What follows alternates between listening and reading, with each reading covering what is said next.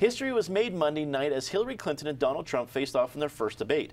America's financial standing, plans to deal with domestic terrorism, and race relations were among the many issues addressed during the Lester Holt moderated discussion that brought in a record 84 million people. Patty, at the end of the day, folks talk about who won and who lost, but did this debate make a difference? Well, I think it made a difference because we are going to be talking about Miss Universe, a pageant that no one pays attention to for the rest of our lives. And in fact, as we sat down here today, it's the big issue still because Trump is still tweeting about Miss Universe. Can we forget Miss Universe now and get to some of the substantial issues that came out at that debate? And there were plenty. And by the way, if I say anything stupid, it's because my mic isn't working. I thought Hillary Clinton did as good a job as she could possibly do. She was clearly well practiced. She had good responses to tricky questions. Trump started out fairly strong and then went completely haywire and continues to be haywire, judging by his tweets right now. But I thought overall it was a great debate, but it continues. I mean, this is the gift that keeps on giving. All week, the responses, the surrogates for Trump who are now talking about Bill Clinton's infidelity. That's always pretty amusing, but given their own background.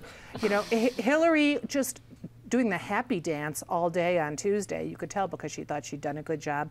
And the fact checkers, who I think did a pretty good job on catching Hillary on where she was wrong, catching Trump on the many places where he was wrong. Great entertainment, great politics in action.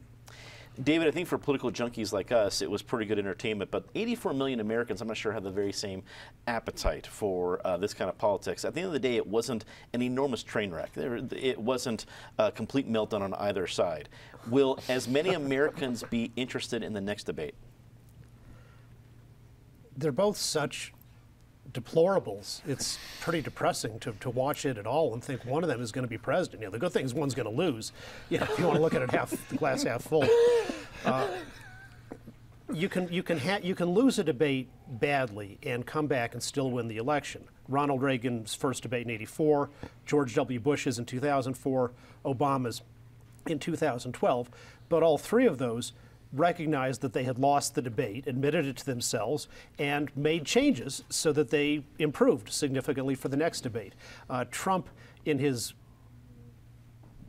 narcissistic parallel universe, can't admit that he lost and that Hillary was far more presidential. He lacked stamina. He showed he was a lightweight. He was a choker. And remember all those promises he made during the primaries. Oh, he was going to demolish her during the debate. Yeah, that didn't happen. He promised he was going to spend $1 billion on his campaign. Not doing that either because he doesn't have $1 billion in liquid assets. His wealth is his high self-esteem valuation of his golf courses and then things like that. He's such a loser that when Hillary talks about cybersecurity, which is like Bill talking about chastity, he can't even have a comeback on that. Eric, again, David sets up the tables just so well right before you. Sometimes I'm jealous. Actually, never. I'm not jealous. You talk a lot about optics. When you, at the end of the debate, what were the optics takeaways for you? Well, I guess my first take, and I'll get to that, is that I really object here because both Patty and David gave cogent answers. It would appear that they did some preparation. It would appear that they planned. It would appear that they even took the topic with a small degree of seriousness. And I think that's just reprehensible. You don't do that on CIO, much less on a debate in front of 84 million people, which I really think with people watching it on devices and everything else, the real number was probably closer to 100 million people who were tuned in for that debate. The overall optics, Trump's first 15 minutes wasn't awful. He held his own. He hit some points on major messages, basically the outsider message, and he kept drumming that in. But I think that's what a lot of people have predicted about this debate, is that he had 10 or 15 minutes in him. Because if you go back to all those primary debates, when you're on stage with 7, 8, 9, 10 other people, and you're dividing 90 minutes or 2 hours up that many ways, you only have to carry them, you're only on stage, you're only center stage for maybe 10 minutes or so. Here, you're center stage for half of a 90-minute debate, and he just did not have that in him. There were so many missed opportunities. He had the one, he started down the track of Hillary's email scandal, and then because of his incredible thin-skinnedness, if that's a word I can use, he immediately diverted it back to talking about properties in Charlotte or investments in Charlotte or whatever. She did such an effective job of baiting him. She knew, and her people, there was a psychological profile done of where his soft spots were, how you could get him to get off course, which even assumes there was a course, but that to get him off course and respond to you. He is so self-referential and defensive. Everything is through that lens. You talk about violence in Chicago, it's his properties there. You talk about the protests and riots in Charlotte, it's his investments there. It's his, you talk about race issues, and it's his golf property that I guess is integrated in Palm Beach.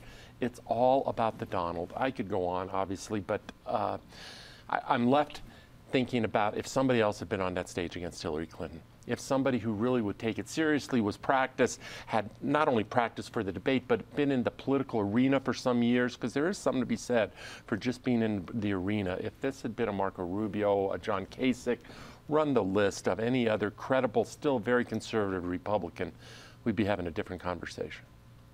Justine, clearly folks who are going to vote for Hillary Clinton saw that she won. Folks that are going to vote for Donald Trump saw that he won. But it's that squishy middle that decides the election. The folks who are still flipping a coin are saying, I don't know. What do you think they walked away with? Exactly. You know, if you're supporting Hillary, you're supporting Hillary. If you're Trump, you're Trump. That middle, I think that for the most part, the middle walked away with Hillary Clinton as the victor of that debate. And what was really interesting to me as a woman is if you're a woman, you're a professional, you're any type of woman, you have encountered, you know, men who talk over you or interrupt you.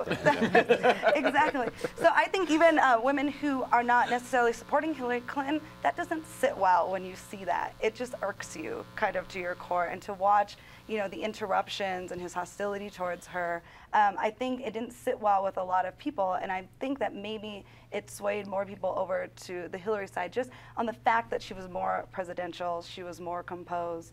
And I think that her opponent, you know, being Donald Trump, she was able to kind of let him talk himself into a hole and let him bring up a lot of topics, from, you know, bringing up weight issues that are huge to women, bringing up, you know, the Miss Universe. All of these things don't sit well with women voters who Trump needs to win this election. So I think, and looking at it from that perspective, she came out as a victor, pulling, I think, more people to her side.